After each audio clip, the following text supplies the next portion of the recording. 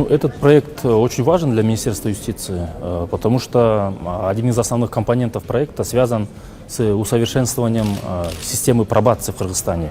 А пробация – это подведомственная организация Министерства юстиции, и это очень важная сфера, которая напрямую касается защиты прав человека, усовершенствования пенитенциарной системы и вообще системы уголовного правосудия. Поэтому для нас это экстра важно. Проект еще более важен для страны, чем для ведомства и для граждан, потому что, как минимум, там очень много можно говорить, как минимум система пробации, в случае ее эффективности, помогает тысячам людей не идти, проще говоря, таким образом, в тюрьмы, но находиться со своей семьей и проходить путь ресоциализации.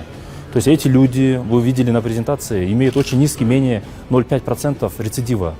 Значит, когда мы тысячи людей не отправляем в тюрьмы, а держим в системе пробации, это намного эффективнее. Плюс они не окунаются в эту вот криминогенную атмосферу, вот эту криминальную традицию, к сожалению, которая у нас развита в пенитенциарной системе, а являются эффективными гражданами государства.